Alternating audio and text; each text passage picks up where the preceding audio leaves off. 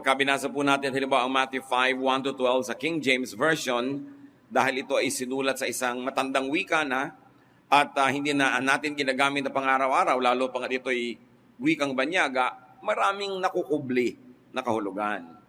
Pag binasa nyo sa New International Version, it becomes more accessible, pero lalong-lalo naman sa Contemporary English Version. That's why I love comparing versions. And when it comes to reading Matthew 5, 1-12, let's read today the Contemporary English Version. This is so-called the Sermon on the Mount. And the Lord introduced his so-called Sermon on the Mount with what had for a long time been a mysterious treatise on blessedness. Now from the Contemporary English Version, we read Matthew 5:1. When Jesus saw the crowds, he went up on the side of a mountain and sat down. Jesus' disciples gathered around him. Madalas ipinapakita itong eksena na ito sa mga pelikula para ang Panginoon ay nagsisisigaw, napakaraming mga tinuturuan, libu-libong mga tao na nakaupo at mga nandoon sa paligid, sa may mga bulubundukin. Subalit malinaw yung Matthew 5:1. Maraming ang tao pero na magtuturo ang Panginoon, ang kanyang tinipon ay ang kanyang mga alagad at maliit na crowd, a very exclusive crowd, was taught. Nung atin ngayong nakarecord na Matthew 5, 6, and 7. Matthew 5, 2-3, and he taught them, God blesses those people who depend only on him. They belong to the kingdom of heaven. Pansinin ninyo sa King James Version, nakamukha ng New International Version, sabi dyan, blessed are the poor in spirit, for theirs is the kingdom of heaven. At nagkakaroon ng confusion yung translation na yan because people don't understand what poor in spirit means. Many people think it's plain poverty, that if you are poor, you are blessed. But common sense tells you that poverty is not a blessing by itself. So nagkakaroon ng confusion. What does it mean to be poor in spirit? Now the Contemporary English Version clarifies that God blesses those people who depend only on him. So here, being poor in spirit means you don't consider your spirit rich enough to understand truth and therefore depend on your understanding of it. So yung kabaligtaran ng poor in spirit, yung rich in spirit, sa tingin nila, alam na nila, marunong sila, kung ganon, yung kalooban at kagustuhan nila at karunungan nilang susundon nila sa pang-araw-araw na pamumuhay. At kinlarify ng Contemporary English Version, God blesses those people who depend only on him. So that is what it means to be poor in spirit.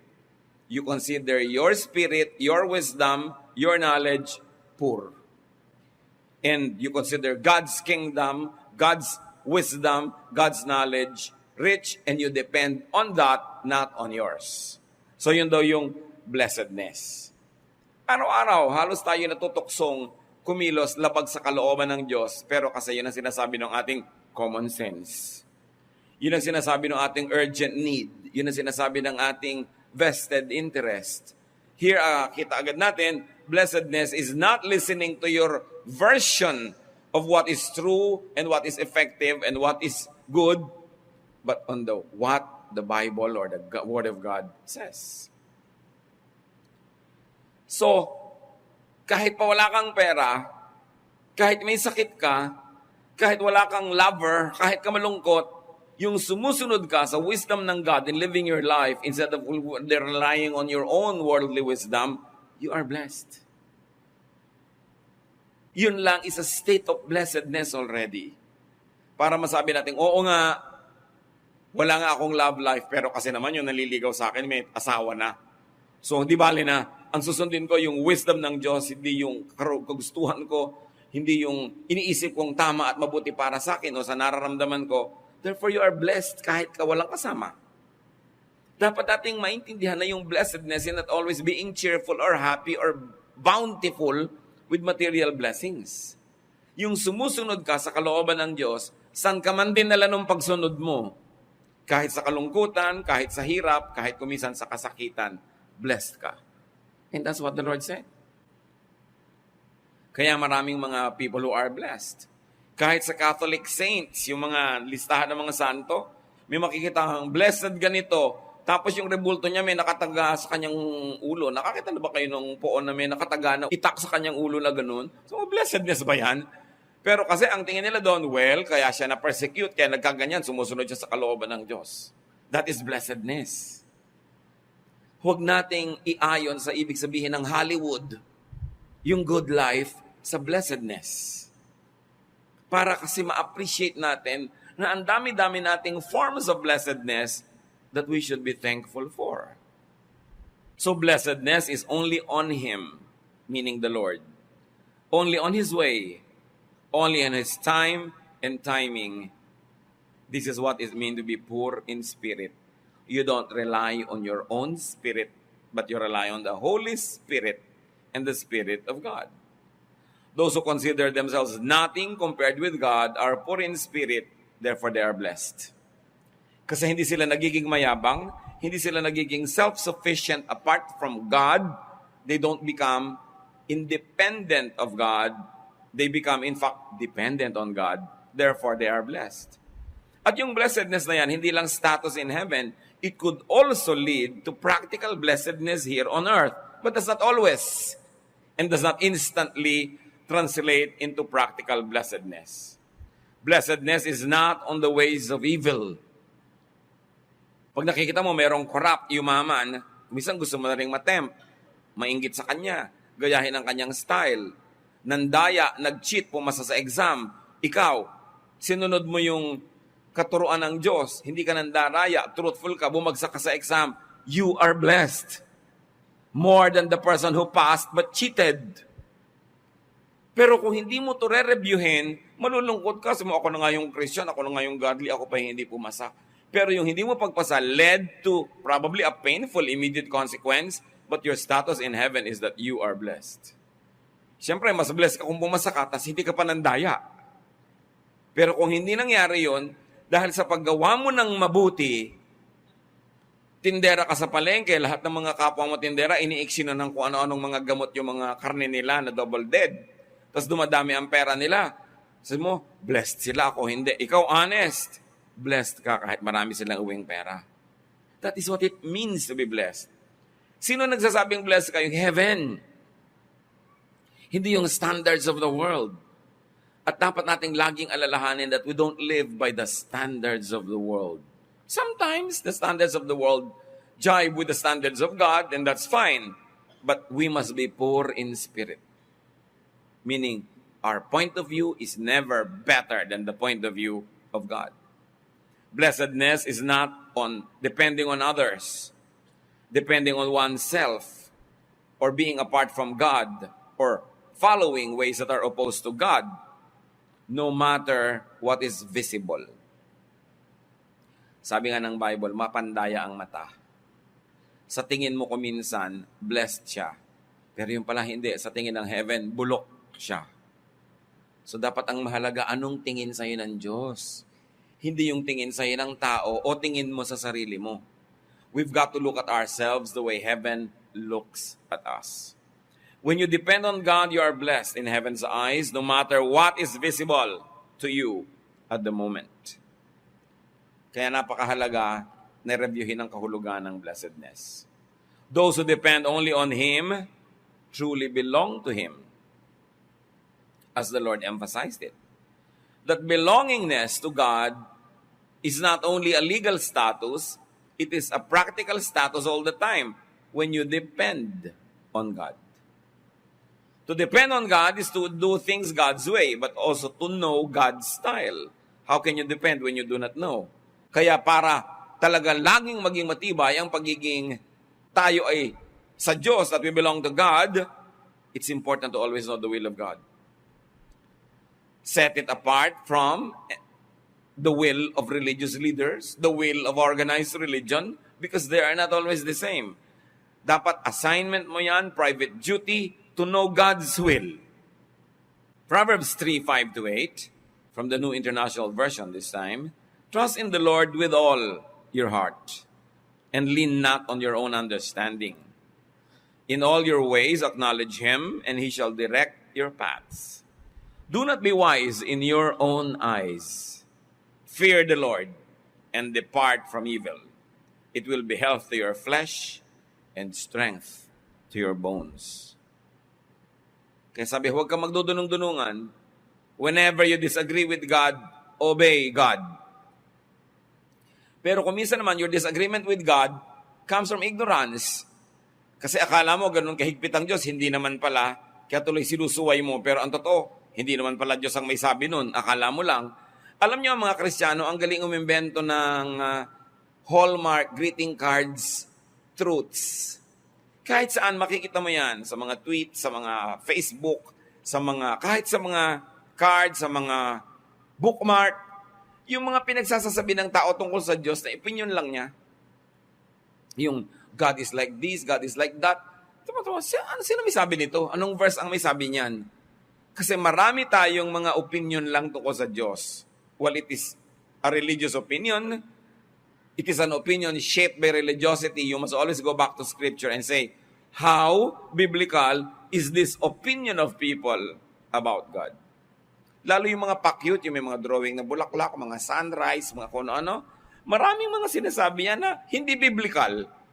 Yung masaya ang feeling mo, Pollyannish. You feel that you're always taken care of, that God is always this and that, pero laging chinecheck mo, biblical ba ang stand na to? Check. Para na, you are not wise in your own eyes. It is important to obey, but before you can obey, you must know. So this is a sure way to blessing. John 6:67 to 69, Jesus then asked his 12 disciples if they were going to leave him. Simon Peter answered, Lord, there is no one else that we can go to. Your words give eternal life. We have faith in you, and we are sure that you are God's Holy One. Marami kasi na tumalikod sa Panginoon nun kasi hindi nasunod yung inaasahan nila. We have expectations of God We have an image of God na pagka yung totoong Diyos hindi na nagswak sa image na yon, nalilito tayo. At ganun ang nangyari doon sa maraming tao. Hindi sumang-ayon yung actual na ginagawa ni Jesus sa inaasahan nilang gagawin ni Jesus. So nagtalikuran sila. Kaya ang sabi nitong Panginoon sa mga disciples, o kayo din ba? Iiwan nyo rin ba ako? At sabi ni Peter at mga disciples, bakit po namin kayo iiwan? Kanino pa kami pupunta? Wala namang iba. Kahit sila man nalilito. Kahit sila man hindi laging sang-ayon. Kaya napakahalaga ng paniniwala. Kasi kung sumusunod ka lang dahil naiintindihan mo, knowledge na yan. Mahalaga rin sumusunod ka because of knowledge. But there are moments when you follow out of faith. Dahil nananalig ka, kahit pa nga salungat doon yung personal mo na opinion. Now, ano-ano yung mga blessednesses na yan? Matthew 5:4, God blesses those people who grieve. They will find comfort. Yan ang sabi ng Panginoon. Sabi ng ibang version, blessed are they who mourn. Kaya tuloy nagkakalituhan Wow, malungkot ka, bless mo naman. Namatayan ka, ang bless mo naman. Wrong reading. Kasi dito, pag binasa na natin sa contemporary English version, God blesses those people who grieve. So, grieving by itself is probably not a blessing. But because God is God of mercy and balance, He is merciful, He will give balance and comfort to those who grieve. Let's put it this way. Ang lungkot mo, ano man yung dahilan, may Christian magsasabi sa'yo, uy, blessed ka. Hindi mo maintindihan, paano ka naging blessed? Nalulungkot nga ako. Blessed ka kasi ang Panginoon maawain. At malapit ang puso niya sa mga nalulungkot. Therefore, ang blessedness mo hindi dahil malungkot ka, kundi dahil yung kalungkutan mo will attract God's very loving attention towards your direction. And God will take care of you if you will accept the care that God will give. Grief places a person in the path of God's blessings more than happiness. Parang mga magulang, pagka masaya yung mga anak mo, nakikita mo yung isang matamlay, yun ang kakausapin mo, yun ang lilibangin mo, kasi magulang ka Malapit ang puso mo dun sa kawawa, sa broken-hearted. Hindi sa ayaw mo dun sa masaya, pero laging hinahanap mo, bigyan ng balance yung kawawa, yung malungkot. Kaya kayo mga kapatid, sa kanan naman wala, ni isa. Pero kung meron tayong kasama ngayon, ang lungkot-lungkot nyo, You say, I'm blessed. Because my grief will call God's blessing to my direction. Kailangan lang buksan nyo ang puso para pag dumating yung pagpapala, yung comfort, yung blessing and strengthening ng Diyos, handa kayong tanggapin yon. Kasi ang pagpapala ng Panginoon sa mga nalulungkot, dahil sa lungkot mo, nabubulag ka ng luha, hindi mo nakikita ang pagpapala pala. Kaya kailangan, sabi mo agad, malungkot ako ngayon, hindi blessing na malungkot ako, pero dahil malungkot ako, may blessing na darating sa akin. Kailangan nakaabang ka, bukas ang puso mo, at sensitive ka doon. This is for those who grieve because they especially depend on Him. Because they belong to the kingdom of God. So may mga nalulungkot lang sila per se, period. Ibe-bless ka pa rin ng Panginoon. Pero lalo na kung ang kalungkutan mo dahil anak ka ng Diyos. Dahil nanindigan ka sa tama. Dahil hindi ka nakukuha ng iba na sumusuway sa kalooban ng Diyos. May blessing nakakambal yung kalungkutan na yan. Kaya huwag tayong laging magmukmok pag nalulungkot, kundi abangan ninyo expectantly. Wait for God's blessing. Dahil sabi ni Lord, blessed are those who mourn. Huwag nating laging isipin na nakalimutan tayo ng Diyos. Parang may natural magnet yung pagiging malungkot at paghihirap ng loob, may natural magnet na tumatawag ng blessing. Pero tandaan nyo, pag kumatok sa pinto yung blessing, dapat pagbuksan. Dapat hindi ka masyadong nakalubog sa luha, hindi mo na makita may dumadating na palang blessing. Because most of these blessings don't present themselves obviously as blessings. So their grief, the people's grief is caused by their godliness at hindi dahil sa paggawa ng masama. Especially when the grief is out of repentance, may blessing yan. Halimbawa, meron kayong na-realize na nagawang mali. Siyempre, nalungkot kayo, nagkalupi-lupi yung puso nyo na parang papel na nilamukot. Blessing ang kasunod nun. Kasi ang kalungkutan dahil sa repentance, may kakambal na pagpapala sa Diyos. So hindi magtatagal yung lungkot na yan. Halimbawa sa Jonah. Si Jonah, yung propeta, inutusan ng Diyos na magpunta sa Nineveh. Kasi nagagalit ang Diyos sa Nineveh, ang sama-sama ng lungsod. Sabihin mo sa Nineveh, gugunawin ko sila. Kasi ang sama-sama nila. Sa mahabang kwento, nakarating ang Jonah doon sa Nineveh at sinabi niya yung turo ng Diyos, napaparusahan yung lungsod. Nagbagong loob yung lungsod. Nagsisi. Hindi pinarusahan ng Diyos. Jonah 3:6-9. When the king of Nineveh heard what was happening, he also dressed in sackcloth. He left the royal palace and sat in dust. Then he and his officials sent out an order for everyone in the city to obey. It is said, none of you or your animals may eat or drink a thing. Each of you must wear sackcloth, and you must even put sackcloth on your animals. 3:9. You must also pray to the Lord God with all your heart and stop being sinful and cruel. Maybe God will change His mind and have mercy on us so we won't be destroyed. Jonah 3:10. When God saw that the people had stopped doing evil things, He had pity and did not destroy them as He had planned. Dahil na-realize ng hari na masama silang mga mamamayan, nalungkot siya. He ordered a fast. He ordered civic and civil repentance. At sila ay nagbagong loob.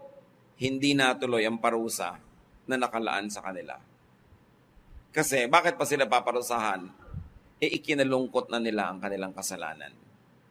Mga kapatid, ma-alarm tayo pag gumagawa tayo ng mali tapos wala ng lungkot. Yung parang may kalyo na yung ating konsyensya, hindi na natin nararamdaman yung kirot na may ginawa tayong mali. Sinagot mo yung nanay mo tapos you don't even feel bad. Inaway mo yung asawa mo, ininsulto mo tapos you don't even feel bad. Meron kang tinanggihan na nangangailangan, kaya mo naman tulungan, you don't feel bad, dangerous yan. Ngayon, when you feel bad, you are blessed. Ito yung blessing na kalungkutan. Biruin mo nalulungkot ka, sasabihin mo, bakit ako blessed and nalulungkot ako? Kasi kinakalungkot mo na masama ka, na may ginawa kang mali. Blessed ka. Ang susunod mong gawin, sundin mo ang sinasabi ng lungkot na yan. Magsisi ka, magbagong loob ka, stop doing wrong, start doing what is right, then blessing will come. Kaya ka blessed pag malungkot ka. Pag may nagawa tayong mali, tapos may guilt ka, mahirap yung feeling, blessing yan. Kaya lang, saan mo dadalhin yung feeling? Kung kakalimutan mo lang, tatabunan mo sa isang sulok, bali, wala, hindi magiging blessing. But if you correct your life and did what was right because of that negative feeling, then it is a blessing. This is grief because of repentance. Therefore, it is a blessing. Napakahalaga din yung lungkot ng mga anak ng Diyos, lalo yung mga lingkod ng Diyos. Si Hannah, ang tagal-tagal niyang humihiling ng anak. Wala siyang anak. Tapos nagkaroon pa ng mga ibang asawa yung asawa niya, nagkaanak pa, iniinggit-inggit pa siya dahil yung mga iba, may anak, siya wala. Nanalangin siya sa Diyos. 1 Samuel 1:10-14, Hannah was broken-hearted and was crying as she prayed, Lord all-powerful, I am your servant, but I am so miserable. Please let me have a son. Later, the Lord blessed Elkanah and Hannah with a son. She named him Samuel because she had asked the Lord for him. One of the greatest prophets of Israel, Samuel. Nakuha sa pananalangin ng isang malungkot na lingkod ng Diyos. Maraming tao malungkot, pero yung mga malungkot na lingkod ng Diyos, malapit yan sa blessing ng Diyos. Wala siyang ginawa kundi manalangin, wala siyang ginawa kundi maglingkod sa Panginoon, dininig ang kanyang kalungkutan at binigyan siya ng anak. Kapag kayo mga kapatid, masunurin sa Panginoon, maka-Diyos at mapaglingkod, tapos may lungkot kayo, daan ninyo sa dalangin. Ilapin niyo sa Panginoon dahil alam niya yan. At pagkatapos, mag-abang kayo ng sagot ng Diyos. Dahil ang Diyos ay dumidinig ng dalangin, lalo ng mga matuwid, lalo ng kanyang mga lingkod. Matthew 5:5, ano pa ang blessing? Sabi ng Panginoon, God blesses those people who are humble. The earth will belong to them. For those who are humble because they depend only on Him, because they belong to the kingdom of God, blessings will follow. James 5:5-6, God opposes everyone who is proud, but He is kind to everyone who is humble. James 5:7-10, be humble in the Lord's presence, and He will honor you. O may nakipagpayabangan sa iyo, ang ingay-ingay niya, mukha siyang manalo. Ikaw yung humble, ikaw yung blessed. Kahit siya yung maingay, at kahit siya yung pinalakpakan ng maraming tao, ikaw yung blessed. Dahil ikaw yung humble. Humility is a blessing in itself. Kahit hindi ka papremyohan ng langit, pag humble ka, wala kang kaaway o nababawasan ang kaaway mo. Tumatahimik ang iyong buhay. Kung hindi ka mayabang, wala kang matataas na standard na kailangan mong laging ma-meet na nagbibigay sa'yo ng sobrang stress. Therefore, you are more peaceful. Your life is more at ease. Humility is a blessing by itself. Ang hirap nung nagyayabang kasi i-maintain mo yung kayabangan mo. Kahit hindi ka paparusahan ng langit, yun lang nagme-maintain ka dahil ang yabang-yabang mo, ang taas mo magsalita, mahirap yun na dalhin. Yun lang ay parusa na. So mabuti yung humble because you are blessed. Matthew 5:6, God blesses those people who want to obey Him more than to eat or drink. They will be given what they want. What is the blessing here? Seek first His kingdom and His righteousness, sabi, and all of this will be added to you. Pinagpapala daw ng Diyos ng mga taong inuuna ang pagsunod sa Diyos, hindi yung pagsunod sa uhaw o gutom. In other words, inuuna nila ang kagustuhan ng Diyos kaya yung kagustuhan ng katawan nila. Hindi naman tayo laging pinapapili ng Diyos. Ako yung gusto mo. Hindi ganon. Maraming gusto natin ibinibigay talaga ng Diyos. Pero dapat alam ng mga anak ng Diyos kung may mga panahon na kailangan tayong pumiling unahin ang kalooban ng Diyos dahil kontra yon sa ating personal na kagustuhan, pinagpapala daw yung inuuna ang pagsunod sa Diyos. Kasi pag inalagaan mo na yung sarili mo, hindi ka naaalagaan ng Diyos. Lalo't ang pag-aalaga mo, kontra sa kagustuhan niya para sa'yo. Pero kung ikaw ay sumusunod na, syempre ngayon inilalagay mo ang sarili mo under God's care. nagiging sakop ka ng Diyos pag sumusunod ka sa Kanya. At ang Diyos ay napakabuting Panginoon, napakabuti niyang Master, inaalagaan niya ang Kanyang mga sakop. Pero sa pag-aalaga mo sa sarili mo, you get out of God's shadow, you get out of God's care because you want to take care of yourself, edi ikaw na ang nag-declare ng independence from God. What blessing will you expect? Seek first His kingdom and His righteousness. Dapat nating inuuna yung kalooban ng Panginoon kasi yung gusto ng ating katawan, yung gusto ng ating mga hilig. Matthew 5:7. God blesses those people who are merciful. They will be treated with mercy. May verbs yan eh. Those who choose to be humble, those who choose to be merciful. Hindi siya yung you are merciful because it is your quality, but you do what is the merciful thing to do. Hindi yung character mo na humble ka. Konting tao lang yung ang character nila talagang humble. What can you do if you're not really humble? Blessed ka when you choose to do the humble thing. Iba yung natural ka ng humble, iba yung nilalabanan mo, yung yabang mo at nagpapaka-humble ka, yun yung nabe-bless. Konti lang naman sa atin talaga yung naturally humble eh. Tsaka yung naturally merciful, people are naturally selfish.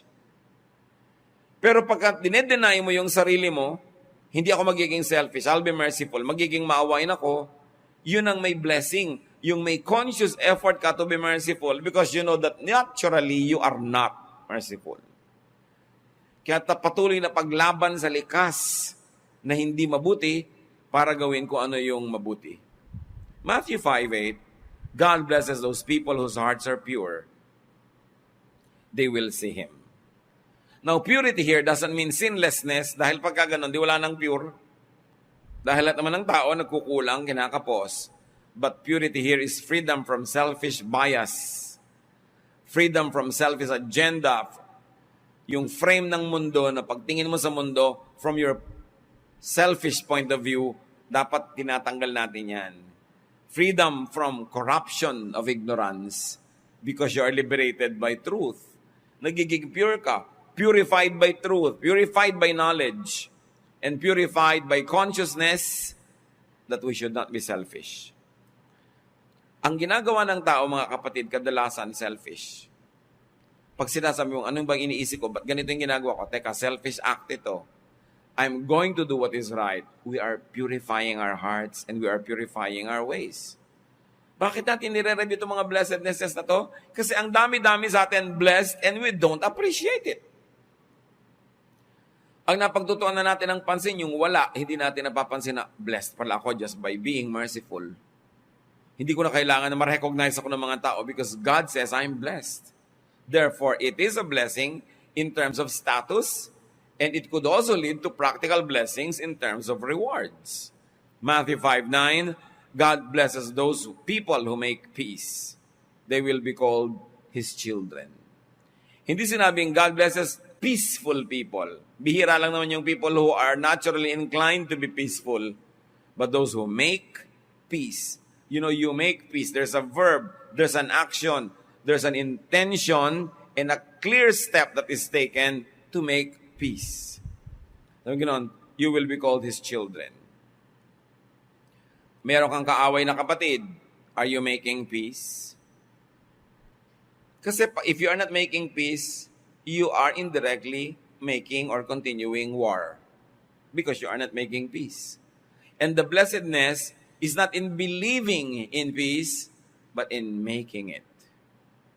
Yung pupunta ka, makikipagkasundo ka, makikipag-ayos. You make peace. Proverbs 12:20, deceit is in the hearts of those who plot evil, but those who promote peace have joy. At isa yan sa mga premyo ng mahilig gumawa ng kapayapaan, merong kagalakan sa puso. Kasi siyempre, we are made in God's image. If you make war, and even if you win, may grief ka rin eh. Yung nanalo ka sa sigawan, ang totoo kung makikinig ka sa konsyensya mo, may lungkot ka rin. Yung may nasaktan ka na kalooban, ikaw yung winner, ikaw yung may power, because you are made in God's image, meron ka ring pagdaramdam na nakasakit ka ng kapwa. Kaya dapat pinapakinggan natin yung pagdaramdam na yun. Yun yung godly sorrow. Hindi natin dapat ini-ignore. Therefore, godly sorrow should spur you to do something positive to make peace. It's normal to quarrel because that's the way of the world. But godly people are not just normal. We are above normal. We make peace. And then that peace-making gives us Matthew 5:10. God blesses those people who are treated badly for doing right. They belong to the kingdom of heaven. Ito, ibang-iba na naman ang pananaw. Blessed ka. Sama ang pagkakarami sa iyo. Ang iba, mapanagawa yung tama, ito ang ganyan. Next time, hindi na ako gagawa ng tama kung ganito lang ng ganito. Diba? Nagsisisi pag gumawa ng tama at sabi ng Panginoon Jesus, blessed. Kasi ang ginawa mo, tama. Kahit wala kang friend, hindi ko kinilala, nahirapan ka pa lang, pero blessed ka.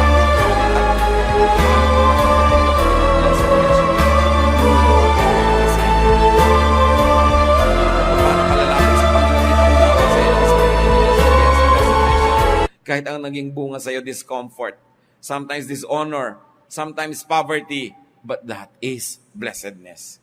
You must not measure yourself with the measurements of the world, but with the measuring rod of God. At ito ay gumagawa ka ng tama, tapos pangit pa yung binigay sa'yo. Huwag kang magsisi. Kasi natuwa ang Diyos at sinasabi ng Diyos, blessed ka. Hindi man maging maaga at mabilis ang gantimpala sa'yo, blessed ka. Take it at may patago ka sa Diyos. Kung gumawa ka ng tama, tapos pangit pa yung binigay sa yung resulta ng mundo, merong kang patago sa Diyos na pwede mong ma-withdraw any moment. Kasi mo, you are blessed. Matthew 5:11-12, God will bless you when people insult you, mistreat you, and tell all kinds of lies about you because of me. Be happy and excited. You will have a great reward in heaven. People did the same things to the prophets who lived long ago. Di ba? Dinadala mo yung Biblia, pinagtatawanan ka, sinashare mo yung katotohanan, nachichismis ka pa, minamaliit ka, napagsasabihan ka ng kung ano-ano, pero sabi ni Lord, walang bago. Lahat ng propetang nauna sa inyo, ginanyan. Ako man, sabi ng Panginoon, ginanyan. So pag ginaganyan ka ngayon, we all belong together. It's not convenient at the moment, but you will have great reward. You are in good company. So huwag tayong umiwas na may insulto, huwag tayong umiwas na mapagwikaan ng hindi maganda dahil tayo ay mananampalataya, dahil tayo naninindigan. Huwag nating hanapin yung approval of the world, yung papuri ng mga tao sa paligid. Kasi pagka tumataas na ang dagat, natutunaw na ang mga yelo, pumuputok na ang mga bulkan, nagkakaroon ng mga tidal wave at nagkakaroon ng mga lindol, sa Diyos ka naman tatawag hindi sa mga tao na yan. Kaya ang mahalaga, good record ka sa Diyos. Doon ka malapit dahil siya naman ang tatawagan natin at siya ang nagligtas sa atin at siya ang patuloy pang magliligtas sa atin. Wala namang bago mga kapatid. You might say, alam na natin itong Matthew 5 na to, pero ang mahalaga magkaroon tayo ng deeper appreciation of what blessedness is. So that we will never miss thanking God when there are blessings around but we don't see them. Mas maging malinaw ang pananaw natin kung anong ibig sabihin ng blessedness. Blessedness is not being celebrated by the world. It is not being accepted or being praised by men, but it is pleasing God. And even if the immediate result seems to be painful or at least not fruitful, don't be deceived by what is immediate, by what is seen or what is heard. Establish yourself in the unchanging truth of God's word, the words of the Lord Jesus. You are blessed. So blessed are those who grieve. Grief is not the blessing, but your state of grief will attract God's blessing. So alam mong hindi yan magtatagal. Wait for your rescue. Blessed are those who humble themselves. Remember, it's a verb, it's an action, an effort. Blessed are those who prioritize obedience to God above selfish interest. Blessed are those who show mercy. Again, it's a verb. You show mercy, you do merciful acts. And blessed are those who have pure hearts. Therefore, purify your heart all the time. At ang pinakamadalis natin na tanggalin sa puso natin, selfishness. Yun lang ang gawin mong assignment, tanggalin mo yung selfish color of everything you do, you become more and more pure. Blessed are those who make peace, not those who just believe in it, but those who make it. Blessed are those who are treated badly for doing right, so do right in spite of the consequence. And blessed are those who get mistreated because of their faithfulness to Christ. If you are in any of these situations, claim your blessedness. Celebrate your blessedness and do not needlessly grieve. Kailangan tumalas ang mata natin na makilala ang blessing para lagi tayong mapagpasalamat. Ama namin, ituro mo sa amin kung alin man sa amin ngayon, Panginoon, ay may ganitong kalagayan sa mga pinag-usapan, sa mga itunuro ng Panginoong Hesus na blessedness. Kumisan, pag hindi namin nire-review, madali naming malimutan na blessedness pala ito. Nadadala kami ng mga pamamaraan ng sanlibutan, pati aming pananaw, ang aming point of view, ay nagiging earthly and worldly. Teach us, O Lord, to always sharpen our spirits so that we will see blessings when they come. Magbulay-bulay tayo mga kapatid. Pasalamatan natin ang Panginoon sa mga blessing na ito. Kung sakali mang na-neglect nating makitang blessing pala yun, at tiyakin din natin magiging blessing tayo in the same way to people. Lord, sa pananalangin namin ng tahimik, makipag-ulayaw kayo sa amin.